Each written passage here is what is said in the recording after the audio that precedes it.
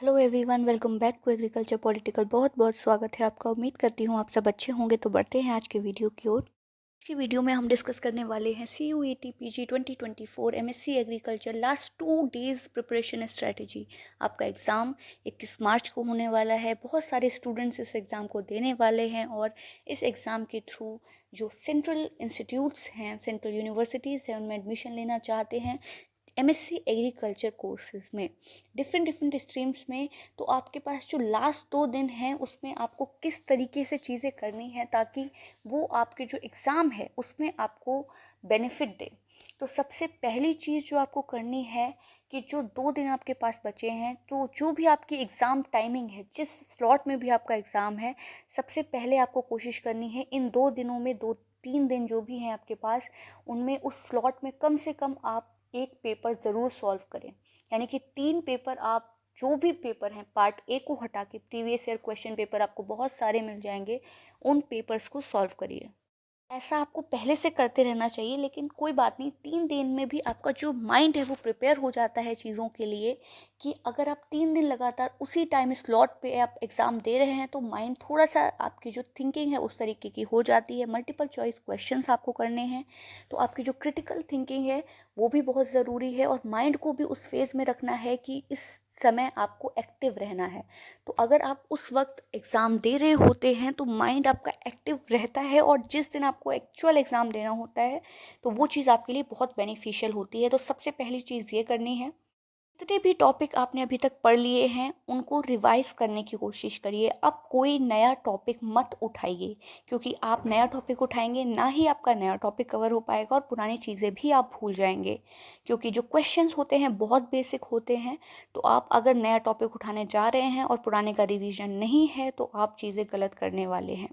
तो कोशिश करिए सबसे पहले जो भी आपकी पुरानी चीज़ें हैं, इस अपार्ट फ्रॉम आपने जो उस टाइम स्लॉट है उसमें एग्ज़ाम दिया, उसके बाद जो भी आपने चीज़ें रिवाइज़ करनी है, यानी कि नीमरा सुंडा आप उठा लीजिए, उन चीज़ों को रिवाइज़ करिए। और रात में आप कोशिश करिए कि जो रिवीजन है वहाँ पर करिए, और जो दिन का टाइम है उसमें आप ज़्यादा से ज़्यादा सिर्फ और सिर्फ क्वेश्चन सॉल्विंग पे ध्यान दीजिए। क्योंकि क्वेश्चन जब आप सॉल्व करते हैं, आपकी जो क्रिटिकल थिंकिंग है वो इम्प्रूव होती है, और एग्ज़ाम के टाइम आपको समझ में आता है कि ठीक है कैसा क्वेश्चन है। क्योंकि क्वेश्चन की फ्रेमिंग जो होती है बहुत, जो वही है वो डिफरेंस क्रिएट करती है। क्वेश्चन बहुत सिंपल होते हैं, लेकिन जो फ्रेमिंग होती है वो आपको समझना बहुत इंपॉर्टेंट है।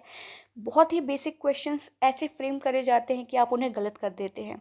तो सबसे पहली चीज़ कि आपको जो टाइम स्लॉट है वहाँ पर आपको आपके प्रीवियस ईयर क्वेश्चंस उठा के, जो 75 क्वेश्चंस हैं वो लिमिटेड टाइम, यानी कि आप अपना जो स्टॉप वॉच है वो लगा के रखेंगे, और उसके बाद आप पेपर देंगे एकदम उस प्रेशर में कि एग्ज़ाम है। ऑनलाइन आपका एग्ज़ाम होता है तो आप उस तरीके से फ़ोन में भी दे सकते हैं। बहुत सारी टेस्ट सीरीज़ भी होती हैं। अब लास्ट टाइम पे आपको टेस्ट सीरीज़ लेने की आवश्यकता लेकिन नहीं है। लेकिन जो भी आपके पास रिसोर्सेज हैं, आपकी कांतवा होगी आपके पास, वहाँ से आप उठा सकते हैं। ऑनलाइन बहुत सारे एग्ज़ाम पेपर मिल जाएंगे, तो आप उनको उठाइए। उसके बाद चाहे अपनी कॉपी पे या ऑनलाइन आप जैसे भी सॉल्व करना चाहें, वो 75 क्वेश्चंस आपके उस लिमिटेड टाइम पीरियड में सॉल्व होने चाहिए। उसके बाद आपको बहुत रिवीजन करना है, ज़्यादा से ज़्यादा क्वेश्चन सॉल्व करने हैं, ताकि थोड़ी सी क्रिटिकल थिंकिंग आपके लिए हो जाए। रिवीजन आप ऐसे देख सकते हैं ऊपर ही ऊपर, बहुत डीप जाने की ज़रूरत नहीं है। क्वेश्चन सॉल्व करिए और बस उसके बाद आपका जो एग्ज़ाम है वहाँ पर जाकर आपको परफॉर्म करना है। उससे पहले आप एक कोई भी नया टॉपिक मत उठाइए। क्या करना है उससे ज़्यादा ज़रूरी होता है कि क्या नहीं करना है। तो जो चीज़ आपको बिल्कुल भी नहीं करनी है कि अब आपके जो 2-3 दिन का समय बचा है उसमें आप कोई भी नया टॉपिक उठाइए। जो भी पुराने टॉपिक हैं उन्हें रिवाइज़ करिए। एग्रोनॉमी, आपका जो प्लांट प्रोटेक्शन है, सॉइल साइंस है, इन सबको रिवाइज़ करिए और जाके अच्छे से एग्ज़ाम दीजिए। और एग्ज़ाम के टाइम पे आपको कोई प्रेशर नहीं लेना। आपको शुरुआत के 2, 4, 10 क्वेश्चन नहीं आ रहे तब भी प्रेशर नहीं लेना।